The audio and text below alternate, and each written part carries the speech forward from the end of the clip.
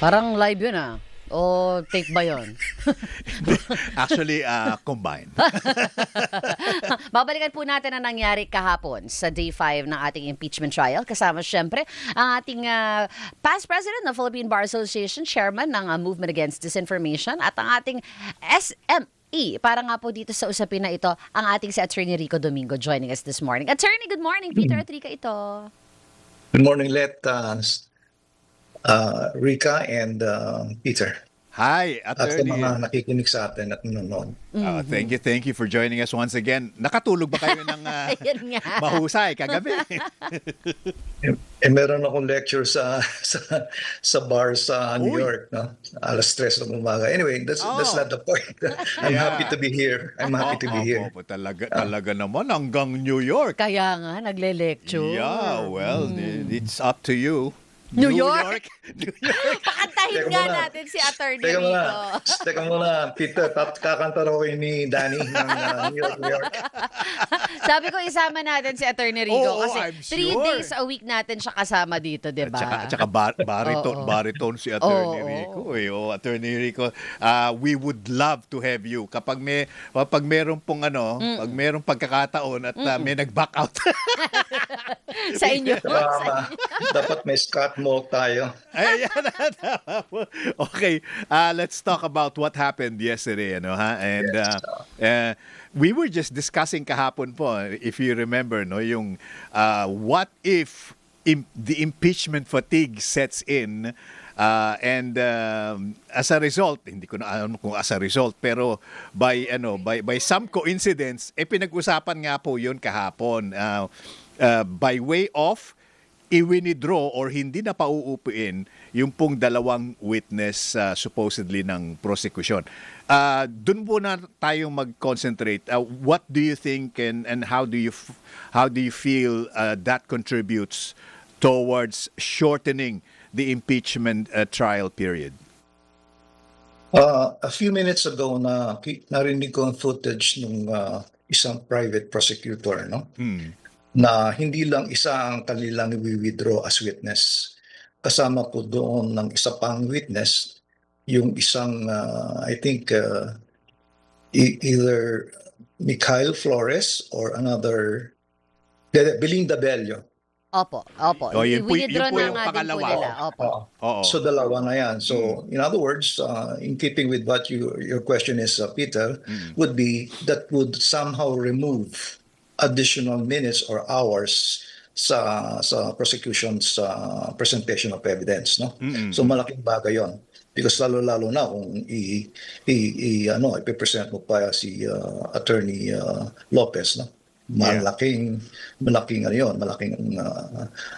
discussion 'yon between the prosecution but fortunately, sinabi yata ng private prosecutor, si Lorna Capunan, na hindi na nila ipipresent pa. Winidraw na po nila yon.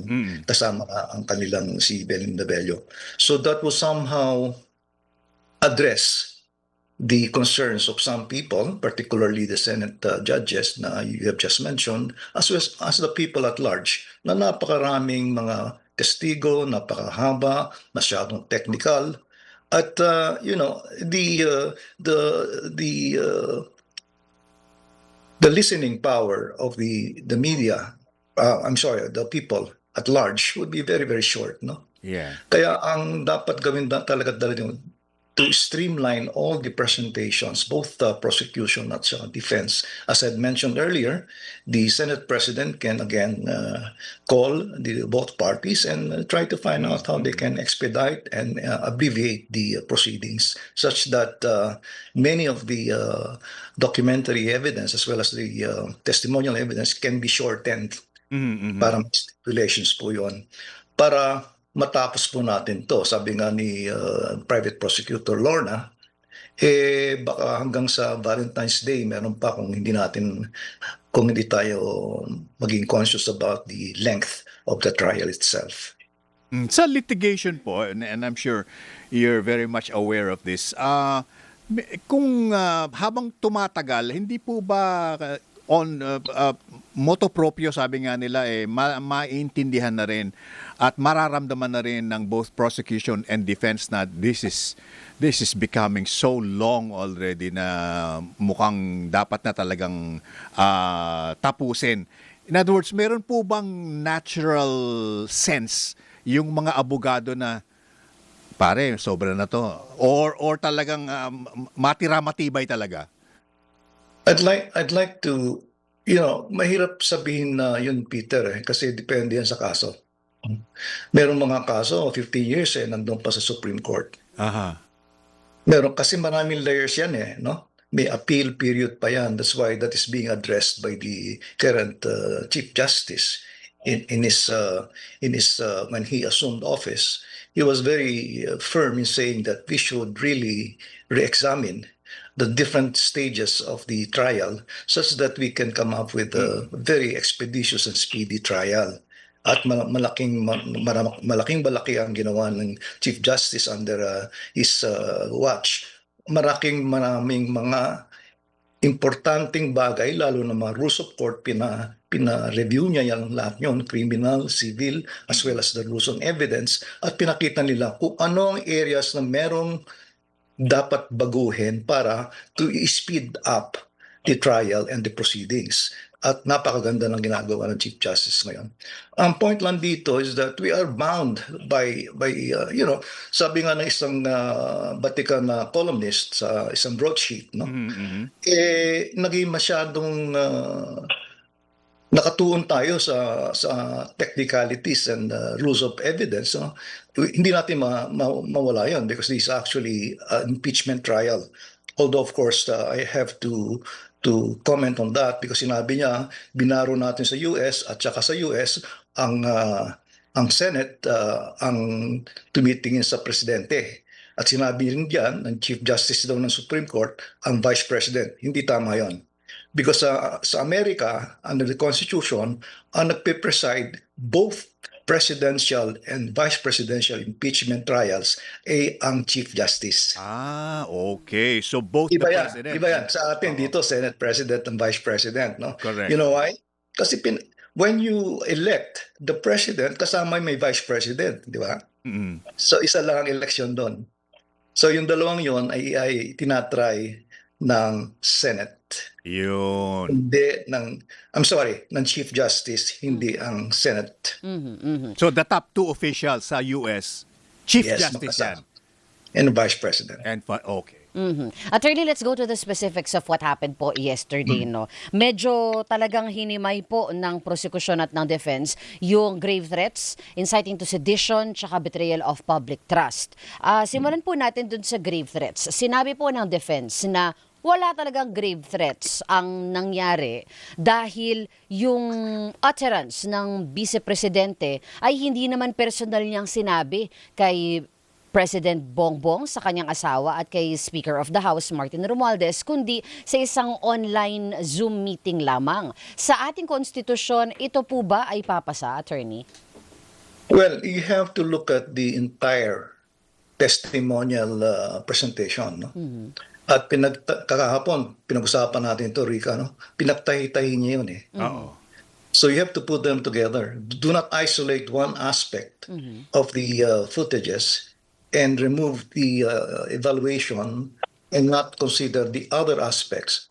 For example, may admission Sa second footage, may admission. And there are other elements that would somehow show that the subject, meaning the Vice President, allegedly had intended the grave threat that had been accused of her. So, titingnan po natin yan. Huwag natin i-isolate. Kaya nga, importante ang Senate, ang presiding officer, na makitang mabuti yun, which I think he did. And it will be dependent on the senator judges to decide sufficient ba yun para ma-prove na may grave threat talaga. So hindi tayo ang maghuhusga niyan. Hindi maghuhusga ang prosecution, hindi maghuhusga ang defense. Titingnan ng senator judges ano ba ang na-prove at sa kanilang conscience, kasi conscience na pinag-usapan natin dito, hindi lang ebidensya. talaga bang na-prove yung pinoprove ng prosecution na may grave threat? Another point raised by a senator judge is wala namang dapat katakutan. Hindi na wait, sorry, mali. Kung hindi ako natakot sa isang threat made against me, dapat bang i-consider yon na wala namang grave threat dahil hindi naman ako natakot? Or dapat bang patunayan na natakot ka doon sa threat na ginawa sa'yo para ma-consider na may grave threat? Pag may grave threat, according to revised penal code sa elements ng grave threat, pag binigyan mo ng threat, binantaan mo at natapos yung bantang yun. Regardless of whether pinaniwalaan ng subject ng grave threat yun o hindi, immaterial po yun para sa elements ng grave threat. Okay. Babalikan ko lang po si Attorney Zuleyka Lopez at saka si Captain Belinda Bello. But specific to Attorney Zuleyka, Attorney Rico, do you think they missed an opportunity here by not presenting Attorney Zuleyka Lopez under the guise, or at least yung kanilang rason na they expect na magiging redundant lang yung mga makukuha nilang pahayag or pag-amin or mga statement ni Attorney Zuleyka. Do you believe that? Well, depende yan sa strategiya ng prosecution. Again, if I may go back to the press conference of Lorna Capunan, the private prosecutor, sinabi niya surplusage. At redundant daw po yun because pinag-aralan nila ang testimonies, marami ang dalawa yan, no? Ni Calilong, ni Mr. Calilong and Attorney Lotok. At sinabi nila na hindi na kailangan pang i-present as hostile witness si Attorney Lopez. So, sa kanilang sapantahayan, huwag nating pangungunahan ang prosecution. What they believe, because after all, the prosecution has the onus, no? The burden of proving the guilt of the respondent. In other words, kung palagay nila sufficiente na ang pinesenta nilang testimony or testimonies rather ni Calilong at saka ni Mr. Calilong at saka ni Attorney Lotok, then let it be. Nandun na yun, tapos na yun. Then they will have to present additional witnesses to support their prosecution. In a hostile witness scenario, Attorney Rico, may mga analyst din na nagsasabi na masyadong mataas yung risk-reward factor kapag pinresenta si Attorney Zuleyka as a hostile witness. Your thoughts on that, sir? Pinag-usapan din namin, nasa Vietnam kayata noon, no? Opo. Yung tinatawag na Dunning-Kruger effect. Aha. Pinakita ko yung materials ni kay ano yan. Ang Dunning-Kruger effect is a cognitive bias where people with limited knowledge of competence in specific area greatly overestimate their own abilities. No? Okay. Marami tayong mga kwentong kutsero dyan at hindi naman nila masyadong alam ang yung mga ebidensya. Medyo iwa-warningan po natin ang publiko, no? Because baka magkaroon ng disinformation, at saka, and this Dunning-Kruger effect happens because they lack the self-awareness and expertise needed to recognize their own mistakes, creating an illusion of superiority. Marami tayong ganyang meron tayo, hindi ko na inaalis ang sarili ko, no? Dunning-Kruger effect din yan. Kaya dapat tingnan natin, masusi natin titingnan ang ebidensya. Huwag tayong makuro-kuro at marami tayong vloggers, marami tayong influencers. Nakakatakot po yun because nakakarating po yan sa publiko, sa ating masa. Okay. Kaya ako'y naniniwala na kung talaga natin bibigyan ng serbisyo ang ating mga mahal na mass, na mga publiko na nakikinig dito almost every day or every hour and minutes, dapat tagalogin po natin lahat yan. At ang malaking bigyan ng budget ng Senate na may translation yan. Lahat ng ating pinag-uusapan may translation. Hindi yung pagandahan ng lengguwahe, pagandahan ng diction, pagandahan ng Amerikana, pagandahan ng ng costume, Ah, dapat niyan maintindihan po ng madlang bayan. Because this is actually a presentation, a mechanism of accountability addressed to the people. Because we're talking about the suitness of a high-ranking official to be able to stay in power and influence. And kung iyan ay ating babaliwalain at hindi maintindihan ng mga tao, even assuming na iba't iba at divisive ang kanilang perception dito sa nangyayari, whether it is pro-respondent or pro the prosecution, dapat makita pong mabuti yan para at the end of the day, pagpunta po nila sa eleksyon, malalaman nila kung ano ang score. Yan, oo. At moving on, with your permission also partner, ano po, anong aasahan natin ngayong araw na ito, which is Correct. day 6? Ang alam lang po namin na magkakaroon ng oral arguments. Can you break it down for us po, Attorney Rico? Alam ko, hindi ko po alam kung anong context ng oral argument. In fact, anong oral argument? Can you refresh my memory? Gawa nang umalis ako ng alas 4 dyan. Ayo. Opo. Ang pag-uusapan daw po ngayon, Attorney Rico, is yung kanilang pagsubpina ng mga documents for NBI, for AMLA, at yung bank records ng Vice Presidente at ng kanyang asawa. Kung papayagan Kung yun. papayagan or Yan. not. Opo. Opo. So in other words, they jump to, and they will not proceed with the sequence of the test of the witnesses because Yes. so may sequence po yan eh. Opo. For Diba? today po, wala daw pong witness but to argue the oral arguments po. That is a surplusage, if you ask me. Dapat yan, pinag-uusapan pag nagpresenta na at mag-offer ng ebidensya ang prosecution. Huwag na yung oral argument, napakatagal na naman yan. Ako, ilan na namang trial hours yan. Oo. Huwag lang po natin, kung ako ang Senate President at saka ang presiding officer, I will dispense with that. Ituloy na natin ang presentation ng evidence, mag-rest na ang prosecution para dun sila mag-oral argument to in defense of their Ayun. presented evidence. Matagal yan. Mukhang yun ang pinag-usapan kahapon po Yes. prior to suspending. Yes. And actually nga po, Attorney, this isn't even for Article 4. This is for another article na pag-uusap. Kaya daw po nila ito ni-raise today is because napakarami ng dokumento na kailangan nilang aralin for the other articles of impeachment. That's why they're raising it now and will continue the witness examination by next week.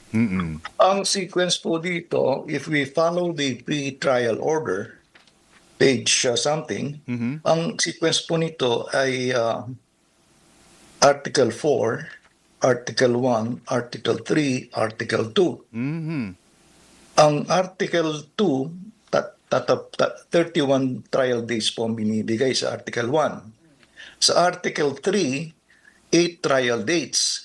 Article 2, 12 trial dates according to the pre-trial, assuming that we follow that to the letter, no? Which I think we have been very flexible on rearranging the sequence of the witnesses on the first Article 4. Ang point lang po dito, it would be good for the, if you want really to speed up everything, that could have been done in pre-trial. During the pre-trial, hindi during this, mag-aano na naman tayo, paulit-ulit na naman po yan, at maraming objection na naman yan, until such time na naubos na naman ang trial days na allotted sa mga testimonies, then that's not going to streamline the proceedings. Ang mga tao nababagot na. Ano ba yan? Diba? So that will not be in keeping with our objective of streamlining and expediting the proceedings. Tapusin na natin ang pagdaldal. Presenta na natin ng ebidensya para matapos na po yan. I-offer ng ebidensya at dun ka mag-oral argument if you want. Yeah. And a lot that, tapos na prosecution. Okay. Defense turn na ng defense yan. Tapusin na rin yan, wala lang oral argument, then mag-o-offer ng ebidensya ang defense, then doon na lang sila magsasabi kung bakit nila ino-offer ang ebidensya ang binigay nila. Well, ang nangyari nga po kahapon, tumayo si Senator Alan Peter Cayetano precisely to find out kung ano ba ang gagawin nila prior to today's hearing, ano po. At nag-chime in naman si Senate President Win Gatchalian na he agrees with Alan Peter Cayetano hanggang sa nabuo na nga po yung kung ano ang dapat na pag-usapan muna ngayong araw na ito. Magko-caucus pa sila this morning para pagdesisyonan na attorney kung gaano katagal yung magiging oras allotted for each senator to question 15 minutes yata. to question the arguments ng both defense and the prosecution. So mukhang magiging mahaba. The whole day will be allotted for the oral arguments po talaga ngayong araw. Sana sinalang na lang si Zuleika. Hindi po, kasi pag, as I mentioned, pag sinala mo si Attorney Zuleika mo, mas matagal po yan. No? But I think naman nakalagay po naman sa rules of procedure sa impeachment that 2 minutes lang naman eh. Yes.